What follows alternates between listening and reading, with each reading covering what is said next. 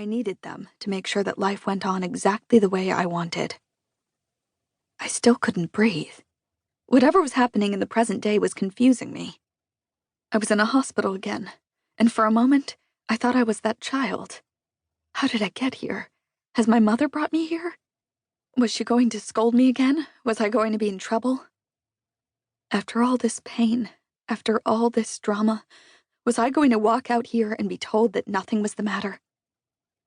The monitors were beeping all around me. A lot of people were still screaming, and I was so cold. "Laurie?" someone said to me. "Laurie, can you hear me?" I guess that was my name. Laurie. I didn't hear many people call it often, but then it wasn't as if I had many friends. I didn't have any friends. I just had Devon. Devon, who was supposed to be my savior. Devon, who was supposed to replace my need for everything. "Laurie!"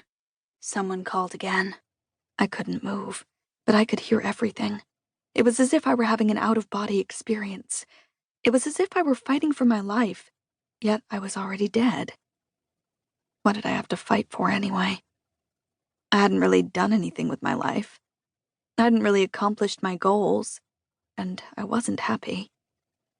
I thought I would be happy, once, with Devon.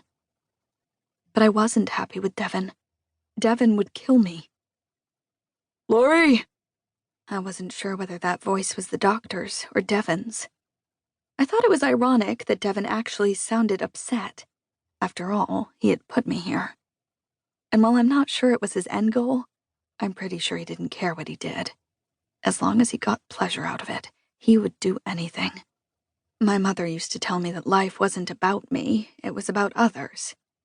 She would tell me that whenever I was being selfish, whenever I wanted something for myself. Was it so wrong to want something for yourself? Was it so wrong to want to buy yourself an ice cream or want the day to go your way? I didn't even need the day to go my way. I didn't even need half the day to go my way. I just needed a few moments of each day to make me happy. And now that I was a grown adult, it would be nice if sex went my way once in a while. But it wouldn't go my way. Ever. Everything was about Devon. Devon the breadwinner. Devon, the man I had defied for everyone. Devon, the man who would surely be the end of me. I could hear some struggling, and my foggy brain assumed that Devon was perhaps fighting to get to me. I didn't want him to get to me. I didn't want anyone to get to me. I didn't care whether I lived or whether I died. Actually, that wasn't true. I wanted to die. It wasn't that I was suicidal. It wasn't that I would ever take a knife to my veins or swallow a bunch of pills. No, I was too much of a coward for that. But if someone came along and happened to kill me, I don't think I would stop them. That was how I ended up here, wasn't it? I knew that my vision was going gray. I knew that he should stop. I knew no amount of pleasure was worth the pain, but I didn't stop him. I didn't even try. Would they say it was my fault in the end? Would they say that Laurie Whitman was a quitter? Did I care what they would say? Did I care if they cried at my funeral? I tried to picture my own funeral. Who would even be there? Devon had cut me off from so many people. My whole life was about him. Who cared enough to come and mourn me? Would he mourn me? He would probably mourn the loss of a sex partner, a live-in sex doll. I couldn't think of myself as his wife, because he didn't want any of the other things that came with marriage. I couldn't think of the times when I was happy with him, although I was sure that there had been times. There had to be, right?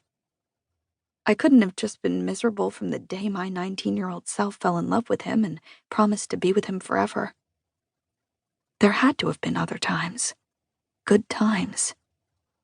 Why couldn't I remember them? Why did they not flood my brain? Weren't you supposed to remember your whole life when you were dying? I was positive I was dying. I knew that my body wasn't strong, and I knew it couldn't take these massive interventions that the doctors were attempting to do.